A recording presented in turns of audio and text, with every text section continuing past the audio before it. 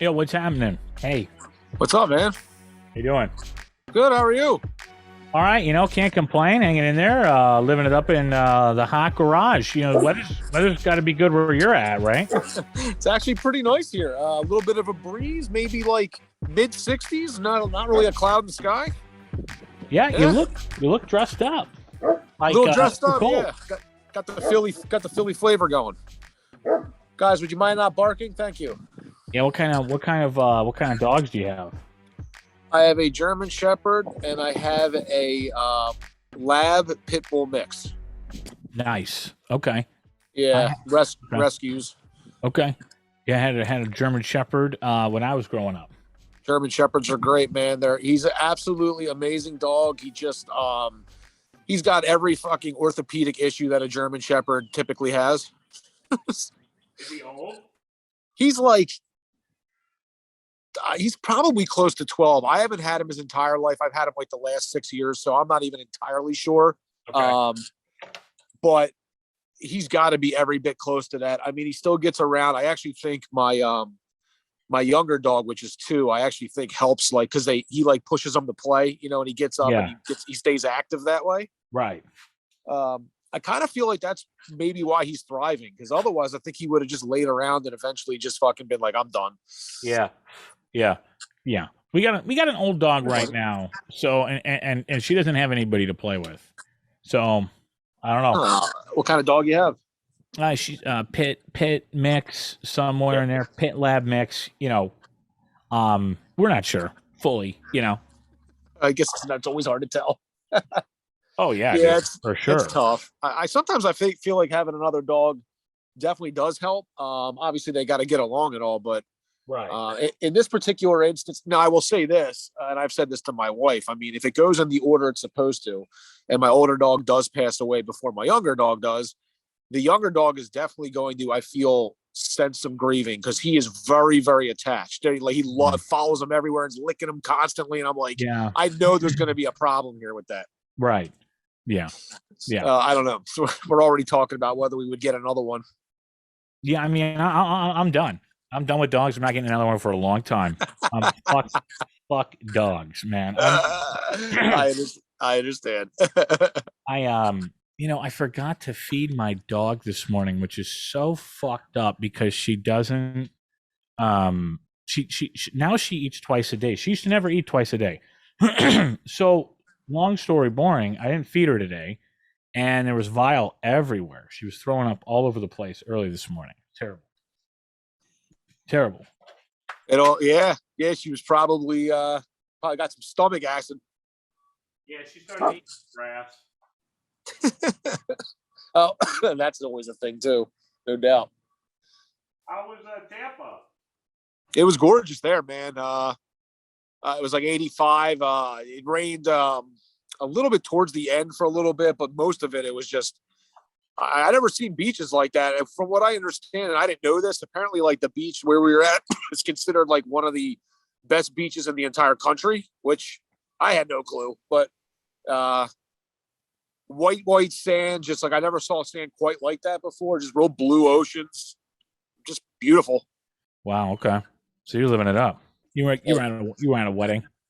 Yeah, it was at a wedding, and I wasn't in the wedding, so I didn't have much of the responsibilities of some of the others. So it was like, go have fun, and you need to be here one day and there another day, and other than that, do what you want to do. I started hating more and more as I got older. People asking me to be in their wedding. Yeah, it could be a thing. There's no doubt. All right, welcome into the midweek report right here on Hashmark Sports, hashmarksports.com, as well as YouTube. We're back with our guy, Philly Fan. Philly was on vacation for a while. Philly, you were out in Tampa. Yeah, yes, I was. Had a destination wedding to go to that, I guess I used as like a vacation, kind of, and it was gorgeous. If anybody's ever been out in the Sarasota area, like, just beautiful beaches, and highly recommend for if you want to get away for a few days. I've never been on a white sand beach before. I would, me neither, to be honest with you. Nothing like the Jersey Shore. I don't know if you've ever been like to Atlantic City, but like, no, you're likely to find a hypodermic needle on that beach. So steer clear. Don't go on that beach. Okay, cool. No, I've never been there. Never been to New York? Never been to Boston? I got to get out. Really, I'm surprised. I mean, you're not. I mean, Chicago is. I mean, it's not right around the corner, but that's kind of like that's a big city. I mean, I could see how you would be able to vibe in a place like Philly or a place like even I mean, Baltimore or something like that. I mean, it's got that kind of feeling to it. I like that you skipped New York. You skipped all this, because you went right to Baltimore. Baltimore's a good city. New York too. I got people in Baltimore. I love Baltimore. Baltimore's great, dude. Just good seafood. Okay, so clearly not a good fit for New York for me. That's perfect. But you would imagine, yes, that I would be out more. But no, I don't leave, 20, 30 mile radius. I stay put. I don't go anywhere.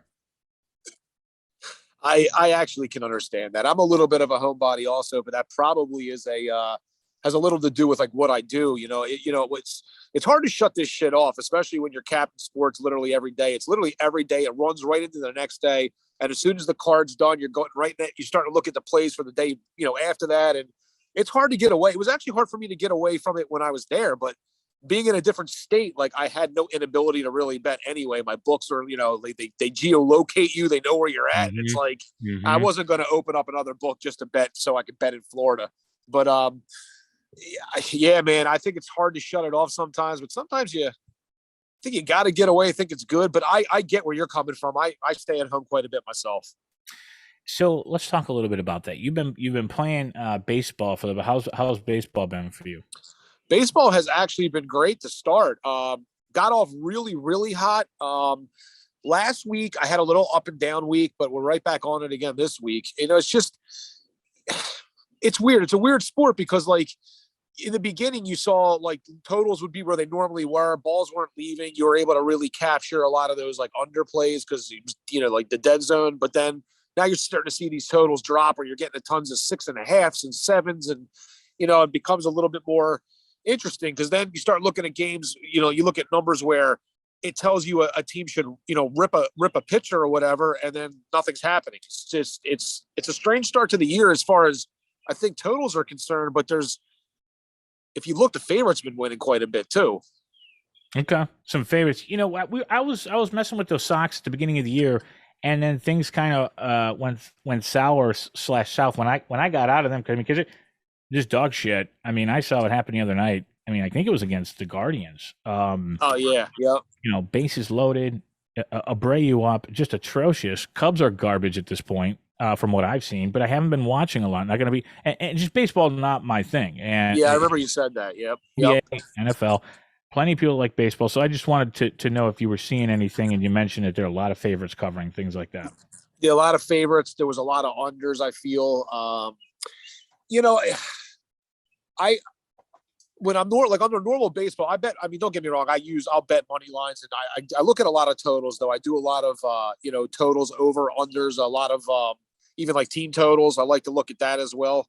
But you do have to be a little bit careful with that when you're not sure what's going on. You hear about the inconsistency in the balls and what guys are thinking about it, whether it's real or whether it's mental. I don't know, but you're seeing the lines drop, and I think that's probably pretty telling. NBA, let's jump right over to the NBA real quick. Well, how's the overall betting? I mean, we could jump right into this series. Let's jump into your hometown, Philadelphia. Philly and Miami. Been interesting. First two games, Embiid not there. The next two, he's there. Yeah. Here we go. Now, well, obviously, there's no guarantee that the Sixers would have won either of the first two games if they had Embiid, but I do feel like you kind of spotted them two games, so to speak. I mean, you can see they're obviously a much different team with him on the floor in every way, shape. I could see them dusting off a guy like Duncan Robinson, who they signed to a $90 million contract and they haven't given any time to at all. Max Strus, who basically has taken over for him because they like him better defensively, hasn't really shot well. So I just have a feeling, not saying Miami's desperate, but this is a game they'd like to win, I'm sure. And I could just see them maybe taking a shot at him. I feel good about where we're at, but I know that they're a dangerous team, and I just think it's going to come down to 3-point shooting, honestly. Yeah, and that's the one big inconsistency and difference that I've seen. You look at the Dallas game the other night with the Phoenix Suns, and they hit I don't know how many threes in the first half, and then second half there was nothing, which was great because we had the under. 215, which was insane because I think at one point there was a live line 232 and a half, and I was like, Right. all right, we missed this one. And then I was watching, and I'm like, wait, they may not hit. So, anyways, but Philadelphia and Miami, to me, you hit the nail on the head. Miami, they can't stop Embiid and this team that's surrounded. They just can't because every game, Danny Green, you mentioned it, they're going to have a good game. Danny Green, he's coming around. I mean, so what? He had a bad couple first games, and he didn't have a great first series. You knew he was going to come around. This is what he does. Guys he's won championships before on teams. Yeah, agree. Yep. So I still like Sixers. Open 3.5. My 2 cents is I still love Sixers, but I'm like, is there some sort of trick going on here with Miami? Earlier we talked, and I said, I was leaning Miami early. What I meant was like Miami first quarter. Yeah, but I don't know. I can see that. I mean, I feel like if I was going to play Miami, I would probably play them early. I could see them coming out with some momentum. But I mean, you're right. I mean, Joel is, he just, even if he's not 100% healthy, he just garners the attention. And it can be a different guy every night. Danny Green, like you said, is picking his spots. Harden looked like a little bit like Harden of the past this last game, right? Maxi's a fucking young stud. And, Tobias is playing the absolute best basketball that I've ever seen him play. He's just absolutely great. And if Jimmy Butler's going to score 40 and they can't win, they need another guy to come along with them. It can't just be one guy. And they're not really, they haven't had a really, other than that one game where Hero kind of went off, they haven't really had anybody else that's followed along suit. I don't know if Jimmy can do another 40-point game again, but Bam Adebayo looks lost, when Embiid's covering him. They haven't got a whole lot out of PJ Tucker. Hey guys, stop it. No. Sorry about that. No, it's fine. No, they haven't. You're right. PJ Tucker hasn't been doing much. I mean, when I look at this, completely different team. Yeah, obviously with Embiid there, and I think I'm going to play this game live. I'm going to wait and see if Miami gets up and see if I can get a Sixers, 5.5, 6, 7. Yeah. And that's how I'm going to play this game probably. I mean, that I can certainly see that. I'm not on the game sidewise for a couple reasons. One, because there's some unknowns for me. Something I I can't get agreed completely on this game. I mean, I can make cases for either side of it. And I honestly want to watch this game as a fan. I don't really want my money screwed with it too much tonight. But I did have I thought there was a possibility. Now, I know a lot of people, when you get later in series, they don't like to play overs in the NBA. And I get that completely. I really do. A lot of defensive, comes out, and every possession means a little bit more. But I just feel like this game's got a shot to go over 209. 2 out of the 4 games have gone over it pretty easily. And the reason I say that is because Miami typically shoots better at home. I'm fully expecting them to shoot better at home. Kyle Lowry's out. I just feel like you're going to see maybe a little bit of a faster pace than you typically do. So I would have more of a lean on the over for the game as opposed to a side. But at the live line, if you could get the 6 or 6.5 or something like that, sure, I would look at that. Yeah, and when you're looking at that total, a lot of value on the over, definitely coming down from what we saw earlier in the series, right. 212, 213, 215.5, whatever. So I don't know, but I'm looking forward to it. Again, no official play for me. If I had to pick a side right now, going Philadelphia, but I'm waiting live. That's where I'm going. I do like your angle on the over. I might put something on that. It really, it goes back to my point before. It comes back to the 3-point shooting, but there's going to be enough of those shots shot between both teams that if they just regress to their means a little bit and they shoot their normal percentages, that game goes over 209. It just will. Now, if they're not hitting their shots, well, then clearly, then you could see the game go under. I mean, that could realistically happen, but I just think there's going to be enough shots, enough possessions, and enough pace in the game where 209 shouldn't be a tough ask. Yeah, and line right now sitting at 208.5, got some value there going over. So it's in the favor, of what we'd like to see, going against where the steam's coming in at, or the public. I don't know who it is, but you know what I mean. Absolutely. Okay, let's jump to the next game. That's relevant playing tonight. Dallas Mavericks at the Phoenix Suns. This one's sitting at 6.5. Suns favored at home. 215 is the over under. What are your thoughts on this series, and what are your thoughts on this game tonight? I mean, I'm a fan of this Dallas team quite a bit, and I can see why they're causing Phoenix some issues. But I do believe that Phoenix is the better team, and I think that this is a game that's really going to kind of show like where the series swings a little bit. Like this is Phoenix needs to go in and dominate this game. I like the Suns' first quarter. I like the Suns' first half. I kind of like the Suns' full game also. I think the line, the trifecta.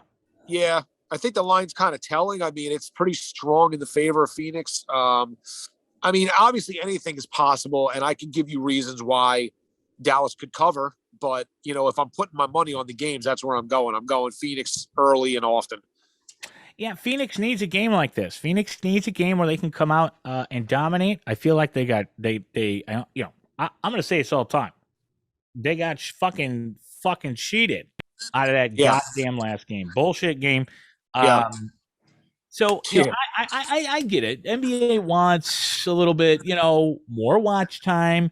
Sure. They're getting involved here. Hey, you didn't fucking call anything in game one. More calls going this way. And actually, we switched the Heat pick to the Sixers after we saw the Mavs win that to make it 2-1 or 2-2, I believe. We switched the pick because we were like, okay, that's how it's going to go today. So you start picking up on these patterns. It's which one's going to go 7. I don't know if this one does, but I think we can get to that in a minute, the other series. But Mavs Suns, to me, Mavs need that tonight. I don't really have a play, but again, I think there's some value again on the over. So I don't know. We'll see. I don't disagree with you. I mean, you're right. I think that I was, you talk about, come on, buddy. You talk about the dogs. You talk about the NBA wanting more watch time. I think there is something possibly to that. I mean, it doesn't benefit them for a team to sweep. It would be more beneficial if there's 5 or 6 or 7 games. With that being said, obviously there are teams that sweep, so you can't sit here and say like it never happens, but there's also a lot more parity in the league, dude. And I just think that has something to do with it too. I mean, there's a lot of teams that are very close to one another. I mean, I don't know what your thoughts on that are, but I just, I mean, that's we talked about it in the last show with Chris Island, and he mentioned that it shows the NBA is pretty top heavy. The rest of the league is shitty. There is parity of the top 8 that make it. It's more now than I've ever seen in the East. I mean, you look at, and we talked about this I think a couple shows ago. You look at 1 through 6. That's all good. Well, it's beside the Bulls. Bulls are trash. But for sure, I mean, Philly to me was always a favorite. Never Philly or the Bucks. That was it for me out of the East. Yeah, I mean, Boston's not to be slept on though. I mean, and I do apologize. It's funny because I do think Boston wins that series, so I just fucked up. I think it's Boston. Yeah, correction. Yeah. Obviously, I'm as a fan of the Sixers, I hope they get by this series. But I already said to my guy, I was like, if it ends up being Miami and it ends up being Boston, when I don't usually say things like this because I'm very much about bankroll management. But when I tell you I might unload on the Celtics to win that series, I might unload on the Celtics to win that series. That's how much I think, just looking at X's and O's, how much they favor Boston in every way, shape, or form. Frankly, I don't think the Sixers will beat them either, even if they get there. Like, I think it ends with Boston. Boston to me is legit as shit. I really see it being like, I think it's Phoenix and Boston finals. I think Philly wins that series. You like Philly? I mean, I hope you're fucking right, dude. Yeah, because I think what is going to happen is Harden's already realized it. Okay, Kyrie's out. Durant's gone. Durant had his run in Golden State. He's gone. They're still playing. We've talked about this, I think, right?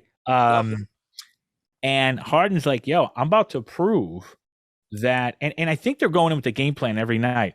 Yo, Harden, you're about to have 4 points tonight. But you're gonna give Embiid the ball 62 times, and we don't care. We don't care, right? And they're just getting done. So listen, Philly wins Heat series, no doubt. I talked about this. I think it was last night with somebody. I said, the game that everybody should pound is when the Sixers go back home to close the series out, because they're going to win this in 6. That's it. I genuinely hope that is the case. I will say that if they win, I thought if they won tonight, let's say they do win tonight, and somehow they did not win Game 6, I felt like that they could lose realistically in Game 7. However, in Miami, because I just feel like there's your shot. Like if you punch them in the face tonight, come back home with a chance to close it out and lose, that's a big. We're talking a lot of what ifs, but like hey, dude, I'll feel great about it if they win tonight. My thing with Boston is they just are relentless defensively, and they have a guy. I'm telling you, I watched it when Horford played with the Celtics the first time around. He used to give Embiid fits. He was one of the 2 guys in the league, him and Gasol, that could guard him. And when you add him, and if Robert Williams plays, I know he's been in and out, but you have 2 thick, big dudes along with Grant Williams. I just think, and remember too, Giannis is a nightmare, but they also have a dude like Brook Lopez who's also a mismatch. Like the Sixers don't have that second really big guy. It's Embiid and then a bunch of 6'8", 6'9" guys. I don't know. I hope you're right. Boston's a problem for me, and it's because of how they play defense, and they have 2 dudes that are absolute studs on offense, and Tatum and Brown, and then you got other guys that kind of follow suit. Marcus Smart can go off one game. Horford's had a couple. I mean, the dude's looking like it's 2013 again. So we're talking about, obviously the Greek freak. He's a freak. Sorry, continue. Yeah, I was just saying how, Milwaukee has Giannis, obviously a presence on both sides. He's a mismatch. And then also they got, Brook Lopez, who's a big, tall guy that can stretch the floor. And I just feel like, you have Embiid, no question, but they don't have, there's not another guy out there kind of like, it's a size issue, I feel, where I kind of feel like Boston has a little bit more to combat that. But I hope to get there, man. I think it'll be a hell of a series. Boston is just playing to me at a level that's hard to really argue with at the moment. Yeah, it is. I mean, Al Horford playing out of his mind. He had 35 last night. Had a ton of threes. This guy can shoot. He's playing revamped team, a revamped career late in the career. Gotta love it. Love it. Yep. He seems they just know how to use him there, man. He went to the Sixers for a year or two, and he was kind of I think used incorrectly. Looked like he was dead, and then got to OKC, and they basically said, "Hey, we're going to buy you out," or whatever. He didn't play almost all the year with them. It's oh, he's on the downslur, and he goes back to Boston. And he looks fucking amazing. I don't know. It's just wild. It's a wild thing. I feel like there's always one guy that does this. You know what I mean? Yeah. Toward the end. Yeah. Okay, so we talked about that series. Let's jump to Golden State, Memphis. They played last night, and we saw Memphis hold it down. Now 21-2 ATS without Ja. They beat the Warriors before without Ja, but they didn't have Steph, Clay, and I don't think Draymond Green. People have been cashing on the under with Draymond Green, his points. A lot of money being made with this guy on the under his point total every game. Yeah. What are your thoughts on this one? You been playing this one at all? No, not really. I mean, I did have a game. Let me see. I bet the Warriors was either game 1 or game 2. What was the game they won? The first game they won, I had them. I can't remember what it was now, but I haven't bet too much with this series. It's a shame. I mean, you're missing Morant, although I joked around and made arguments that, Memphis is better without him because they seem to win quite a bit without him. But I'm joking when I say that. Right. But they're a young team. They may just not be quite ready yet, man. I mean, they're not ready to maybe seize that moment. You're going against a veteran Warriors team that has been there and done it, and won titles, and they got guys that know how to close out games. And would it have been differently if Morant played last night? Maybe, but something tells me probably not. It just seems like the Warriors are destined to move on, and but I like the Grizzlies' future. I mean, I love everything about their grit and all. I don't like some of the cocky nature that they bring to themselves a little bit. I feel like that draws unnecessary attention and makes you, I don't know, you don't need, it's like bulletin board material. It's like, stop dancing on logos and shit. Right. People don't forget that. Yeah. So Yeah, the whole 3-pointers, they shoot them, they run away. You know, they've been missing more of those lately, and I felt like the Warriors were doing that last night. They were just messing with the Grizzlies forever. There were so many great live lines you could take it last night on the Warriors, and they came through. So, Yeah. I agree with you. Warriors advance here, now up 3-1. It's over. It's over. Yeah, I mean, probably. Maybe not. I mean, I don't know if it could. I'm not saying that they can't get another game. I don't think they're gonna. I do agree with you that the Warriors move on. I don't what game it happens in. I don't know, but I do think they move on. Could be 7. It could. It could. I mean, it wouldn't surprise if you told me that they went to game 7. I wouldn't be blown away by it. No, but that's where I could see like a team like I could see where a young team could be nervous in a situation like that, and maybe that's where you get your asshole clenches up a little bit, and right. The Warriors, their season that kind of moment doesn't get to them. Plus, they got a lot of motivation to beat Memphis. Didn't Memphis knock them out of the play-in last year? I think so. Yeah, and that was a shit year for them. And I think they know they're better. They're going to be able to take care of them. So look for the over in that game. I think that one goes over. Next game goes over. I mean, I could certainly see that. I wouldn't talk you off that. All right, let's jump into. I think that was that all the series? No, am I missing one? No, I think we got them all. I think I'm missing one. All right, cool. Got them all. Real quick, let's jump into just a little bit of Philly talk. I want to talk about the Philadelphia Eagles draft class real quick. Round 1. Love the guy. Did a TikTok on him. Jordan Davis. Love this guy. What were your thoughts on Eagles draft? I have no complaints on the draft. I think every single player is quality. I think they all have a chance to be impact players. I know the Jordan Davis got a little bit of criticism here only because they want they want a guy that can rush the quarterback, and that's not something that he specifically did. He's a run stopper, but he's so big, and they have some of the best defensive line coaches, in my opinion. I feel like they'll be able to get him. He's an athlete, a freak, huge guy that can run really fast for, four, whatever the hell he wrote, 4.5, 4.6, something like that 370, 80 pounds, whatever the hell he is. I mean, he's absolutely mammoth. So I like that. I like Nakobe Dean. I think, him slipping is kind of wild to me, but, Eagles were able to get him. Undrafted, they were able to pick up Carson Strong, the quarterback, which I thought was interesting. That kid's got a hell of an arm. I know he's got some injury history, and they're a little bit nervous about that, but his arm's undeniable. I mean, I have no complaints. Usually their draft classes are a little bit suspect. Like 2 years ago, they took Nelson Aguilar instead of Justin Jefferson, which is an absolute, travesty. But Howie got it right. Howie Roseman, the GM, I think he got it right this time. Yeah, no, I agree. Great draft for Philly. I do agree with that. Biggest surprise this year so far in the MLB for you, from betting or team, whatever? What's the biggest surprise? Early on, maybe the way the Diamondbacks are playing. I think they're playing pretty good baseball. I don't know how long it lasts, but they've been competitive, and they were supposed to be shitty for the most part. Yeah, they were my worst record in Major League Baseball before the season. So that's not. And it could regress there. I mean, we're early. Yeah, it could very easily. I've seen teams get out to good starts and they fall right on their faces. That's probably one. I'm trying to think if I'm overthinking or overlooking something. There's a lot out there, though. Yeah, I mean, like the Reds are terrible. The Reds are bad. At least early they are. The Rangers, I was expecting to be a better team.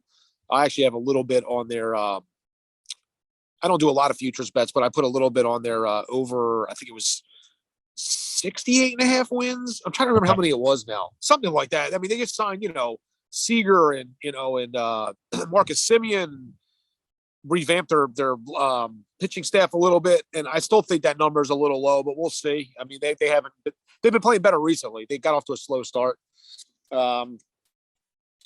But I mean, it's just so early. There was lack of spring training, and it went from they're basically locked out to like, oh, we're going to play. And right, I still think you're seeing teams like sort of rounding it form a little bit. What's your take on Philadelphia Phillies to this point?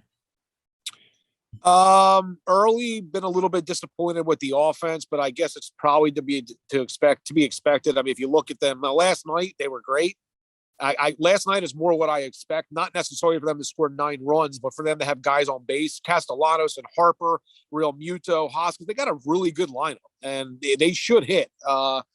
Pitching is always the key for me. What's funny about it is early their pitching's been okay, and it's that their offense hasn't done shit. And then the other day when they blew that game to the Mets when they were up 8-1 in the ninth or 7-1 in the ninth and lost, that was a case where finally their pitching blew apart after the offense came to life. So a little inconsistency early, but we're not even in the summer yet. So I feel like the best is yet to come. Yeah, I agree with you there. Obviously, local here, Chicago Cubs thought they'd be doing a little bit better. White Sox, again, struggling. Is early. It's warming up here. I mean, today's really 85 degrees. Yesterday was 68. So completely skipped spring. Wow. Right into summer here. It's hot. Baseball's going to start flying. I think there's going to be some opportunities here to take some overs before they catch up. So look for that. Obviously, the last time I played a lot of baseball, it was cold outside. So I like to take advantage when the weather changes. So look for that. Sure. It's going to be something to look at early here. Yeah, something too, that I don't know if everybody was realizing, if you're looking at Orioles games or if you ever bet Orioles games, they move that park dimensions out quite a bit. Like it's not the hitter's park it used to be. So like you see some of these guys where you're like getting 8.5 totals and you're like, what? Like that seems way too high. And I don't know what's up. If it's just perception or they didn't adjust yet, but that's food for thought. You're right though about the weather. I'm surprised it's 85 there though. I can't believe it's that hot. High 80s, going to be possibly 95 this week. I mean, it's crazy. Summer's here. Wow. Summer's here. Is it here to stay? I don't know. We're talking about cool down. I don't know. It's a shit show. It's a shit show here. We got like 68 here, and I'm not complaining. It's just that's wild that you're that much warmer there. It's hot as hell here today, so it's good. We're loving it, man. We're loving it. I like it better than the cold. I'll tell you that. Mm-hmm. I don't really have too much else to cover here. Other than I think I'm starting to get a good read on. I will tell you this: I got murdered in the first round of the NBA playoffs. How did you do? First round, actually not terrible. There was I'm trying to remember. There was the one series I had some trouble with. I felt it was on the wrong side of it over each one. Damn, I'm blanking out on which one it was now. I had some trouble with the Utah-Dallas series early on. I think it was the Jazz was like -5.5 the first game. They won by 6 by the skin of their balls, covered that. Then I can't remember which way I went, but I lost 2 or 3 in a row on that series. And other than that, it's been pretty decent. Been hitting a lot of I like quarter bets, like when teams are, for example, down 2-0 and they're coming home and you're catching them early first quarter, first half. A lot of that was cashing, even though maybe they don't win the full game. So that's been really good. I can't complain, honestly, dude. And I've said this to you last time we were on. Like, I'm on like I don't know. I guess it's probably going on close to 3.5 months now, where it's been really, really good. And I keep saying, obviously at some point it's got to regress because you just expect it to. But like every day, I just try to keep winning for that day, and I don't know when it's going to come, but I can't even complain at all. Really, it's been great. It may never come. You may just keep winning. I mean, it's possible. You would just figure that at some point you can't really hit that high all the time. But the fuck do I know? I mean, I've tailed back drastically after round 1. I felt round 1 was still like the end of the season. Lots of overs hitting, blowouts were cashing, a lot of favorites. So starting to get a read on things here as it slims down, and this is the exciting part to me. I like this part. And then NHL playoffs. You do anything with NHL? So I used to cap NHL quite a bit when I was under I still am. I worked for a company called Sports Gambling Daily, and they had an umbrella of handicappers. Mm-hmm. They don't have as many. It's just a few guys really that, and I'm one of the main components. But like it's hard for me to spread my time to look at that too. Like I like handicapping basketball, baseball, football more. Okay. When I was doing NHL, I thought I did fairly well at it. It's just, to me, that sport is not that there's luck, but there's a lot of things that can fuck you. Like, you pull a goalie out, the game that you had under goes over. There's a lot of weird things with hockey that I just don't like to necessarily get involved with. With that being said, though, I did bet two series bets. One of them, and we'll see how it plays out. One of them was the Hurricanes to win the first round, and the other one was the Lightning to win the first round. And I think they're both tied 2-2, so it could go either way at this point. But I just thought there was value in those two sides. I follow the league. I have the NHL package. I watch a lot of it. I just don't physically bet on it or handicap it as much anymore. Fair enough. Yeah, I get involved in the playoffs a little bit. There's been a ton of overs hitting left and right. Yeah. Last night, or it was 2 nights ago, Oilers Kings had the over. It was the only one of the night that didn't cash in the over. Jonathan Quick, who's trash these days because he's older, had a great night. Stood on his head, and like you said, some of these teams are pulling goalies. 3 minutes left. So yeah, you want to know something? I'll tell you something you could look at. First of all, you got to want to do it, and I know it's probably not something you'd ever really want to watch, but 2 or 3 years ago, I got into handicapping the WNBA.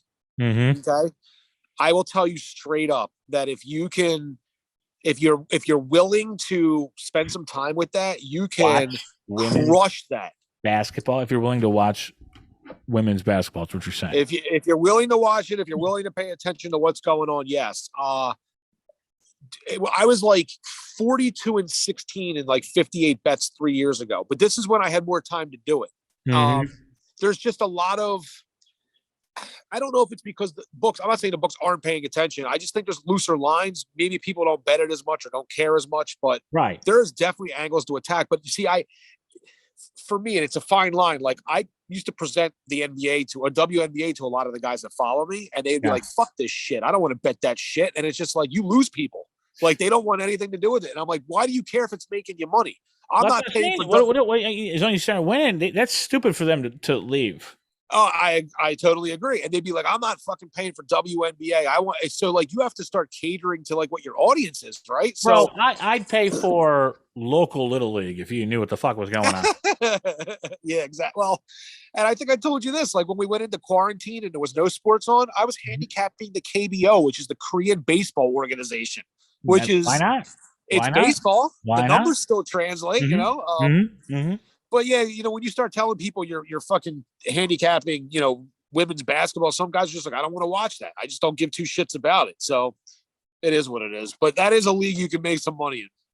Knotz talks about that quite a bit. Ricky Knotz says he said NBA can get juicy. He used to win a lot. He said they've gotten tighter over the years, but still a lot of value in WNBA.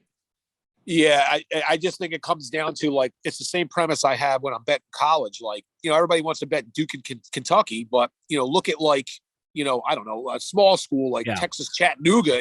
Right. Those lines are not right. A lot of times they're not. You can find teams that are favored that shouldn't be. It happens often, and that's like when you have to like search for it on the board. Like when you literally can't find it, you actually got to type in the number to find it. Like those are the games I'm talking about, and. I just think that it's the same kind of premise. The WNBA, it's not followed by a ton of people. It's an obscure guys that are looking at that. So when do you start looking at the NFL? When do you start really looking at it? And do you play preseason? Not really. I mean, because I always joke around the preseason is such a degenerate bet. I mean, you talking about like fucking throwing on like a lottery pizza money on a game just for fun? Sure, maybe that, but I'm not taking it. Like I don't give it out to my guys or anything. Right. How do you take that seriously? Most of the time they're trying not to get hurt. They're looking at younger guys. I mean, it's like you're not even really getting the full team, and the preseason has changed even more so over the last few years, where the Eagles didn't play like any of their starters at all, like the whole preseason. So no, right. So not too much with that. As the draft comes up, like as we got through the draft, I start to look at rosters and get an idea of where I think teams might be. But I won't start taking it seriously until we get a couple of weeks out. Honestly. Any fantasy leagues going on right now for you? No, I do have a fantasy football league I've been in forever. That it's the only one. I just don't have time for it, dude. If I'm putting myself into it, like I want to be all in and I want to try to win, but this takes up so much of my time that it's like I can't spend another 2 hours doing fantasy football. Right. No, it's difficult. Yeah, and fantasy football, for me, I left, I think 2 years ago. So it'll be third season without it. Don't miss it. Maybe it's something I pick up long term, but it's just too much. And I'd rather continue to cap the NFL weekly than play fantasy football. Maybe daily fantasy, but even then, that's different. I'm trying to manage a team. I totally agree with you. I mean, the only reason I'm still in it is because I is asked a decade ago, and I don't, I like the guys a lot. It was kind of like, all right, that's cool. But any other person that's ever asked me, do you want to get on another league? I've always shot it down just for that exact reason. It's just too much. And I know myself, I'm too competitive to not to want to put the time in. And if I put too much time in with that, this gig is going to suffer because I can't like. So my card's handicapped for today. I already have the card out, right? So I can relax on that for right now. Soon as the games start, 11:30, when those lines open up for baseball for tomorrow, I'm already looking at that. And I'm looking at the win report, and I'm looking at the fucking umpires, and I'm looking at everything. I'm trying to figure out weather. And that way, when I wake up again tomorrow morning, I have a game plan of what I want, and then I see if it all lines up. And then sometimes you got to wait for the lineup. And sometimes you got to have a gut instinct that the lineup is going to be what you believe it's going to be.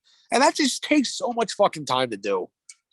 It's very hard. I think people who don't understand the industry don't understand, how it works. And it's why I talk to so many different cappers, because I certainly don't have time. And I like to read behavior from cappers, when they're hot, when they're not. I've seen this before. And that's how I cap. It's very odd. But based off what you said on that Sixers bet, 208, I mean, I'm under it. I already booked it live here on the show because you seem pretty confident. Philly, and I already know that it's going over the total. Over. Did I say under? No. I do. No, you said under, but I believe we were talking the over. We're talking about over. I booked over here live on the show. Okay, thank you. Yeah. No, you're good. I thought you meant when you said that at first. I thought you meant you were under it, like you were on it or whatever. I misunderstood you. We are on it though. I am on it. It's just the way all these games have played out. The two games where they both shot pretty shitty, the game went under. Mm-hmm. The two games where they didn't shoot shitty, as of both teams, I'm saying they both, Sixers shot, the game went over. And I have to believe they haven't shot well all but maybe one game. Mm-hmm. I have to believe at home, something is going to change there. There's going to be whether it's Duncan Robinson, whatever. And the Sixers have 5 guys that can score too. So the pace, it should play pace wise to an over. Well, if you had one bet to place tonight, gun to the head in the NBA, what are you taking? One bet to, and it doesn't have to be one on your card. You can, maybe it's a secondary one. I don't mind that either way. I probably would be looking at the Suns early, honestly. First quarter, first half, something like that. I just like them coming out with the crowd, the momentum. I think they're just going to punch them early. Whether Phoenix or whether Dallas, kind of like stays with the momentum, like they kind of get through the momentum and they come back. I mean, that could happen, but I think early it's going to be telling. Like if Phoenix comes out and let's just say gets down early, like they may be in trouble, dude. Mm-hmm. But yeah, I just don't see it. I think Phoenix is the better team overall. Chris Paul, Devin Booker. If you look at him, he's one of the best first quarter scorers in the entire league. I could see him asserting himself early. And you know what happens when you frustrate Luka a little bit, right? Just a little bit. Yeah, and that's the thing. The Dallas playing with a lot of confidence right now, so it's going to be interesting to see how this one pans out tonight. But I'm with you. I still like the Suns early, so that's nice. Okay, good. Yeah, man. All right, Philly, thanks for joining this week. We really appreciate it. Midweek report. You're back. I'm back. We'll see if we can connect next week. Yes, sir. Again, you can follow Philly at TikTok. What's your TikTok again? Philly _ holy crap, I forgot what it was now. Philly, oh man, I don't even know.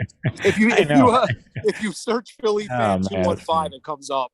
Okay. Philly Fan 215, it comes up. Okay. Yeah, that's my bad. I don't even remember. It's okay. I mean, I can't remember if it's the Hashmark Show or Hashmark Show. I got to look it up too. So just look it up. I believe it's Hashmark Show. Okay. There you go.